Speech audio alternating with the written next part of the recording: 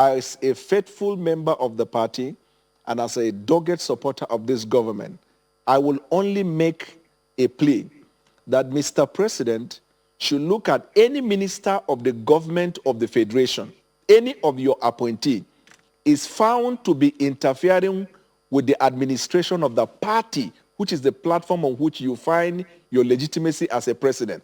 That minister should be fired forthwith. What happened in the last 48 hours is an embarrassment to the president. And so I think that the president at this point, the idea that somebody is appointed, he will stay till the end of his tenure, is not a sign of good governance and true leadership. People should be able to know they can be held to account if they misbehave as appointees of the government of the Federation. That is my position regarding this matter. This kind of crisis that happens when elections are coming. We saw it in Zamfara. We saw it in Rivers. And we know what it cost the APC. Mr. Bwala, give us a sense of an insider and what this means. What is the implication for your party? Let me start the housekeeping by throwing the argument of Gideon to the trash can where it belongs. Mr. Gideon is parading an order that he claimed to have obtained from the court that gave him the power to preside as the acting chairman. That order is an order ex parte. An order ex parte has a lifespan. It is like COVID-19.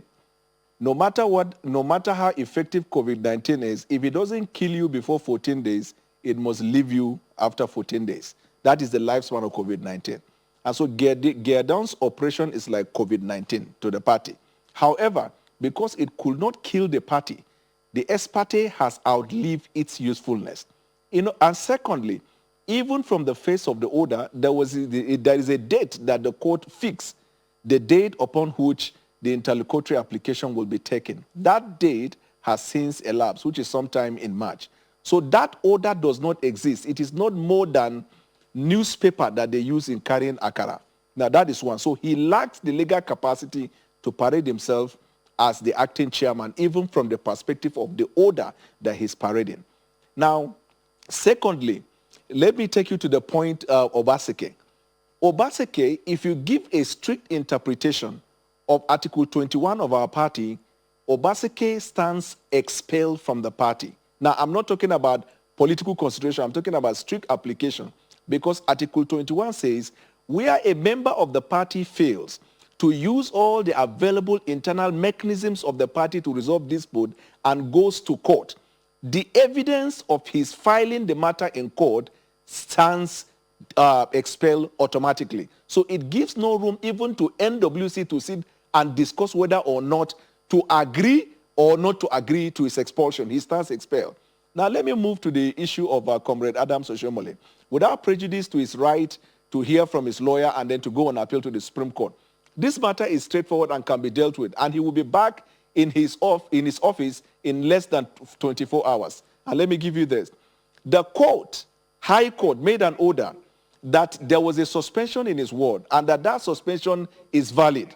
Now, because he did not challenge it, he went to the Court of Appeal, and Court of Appeal sustained or upheld the decision of that High Court that because there is a suspension, which is the foundation of membership of a party, he ceases to operate as the chairman, because like an umbilical cord, you need to be a member to function as a chairman.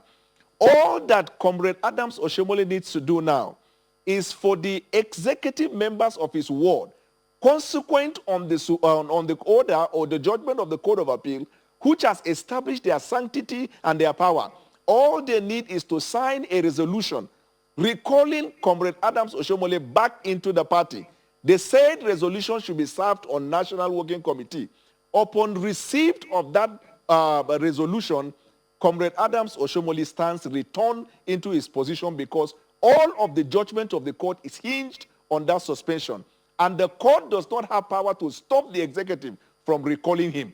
So once they recall him by a resolution, he doesn't have to go to court to seek for any interpretation to return back to his office. It is as simple as that. But that is without his prejudice, without the prejudice to his right to go on appeal.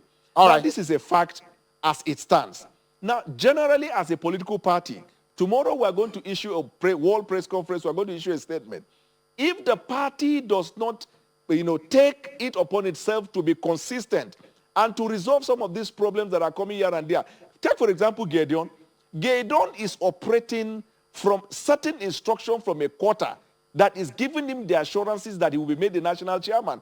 And they want to replicate the very COVID-19 that destroyed APC in Rivers State. They want to bring it back to the national body.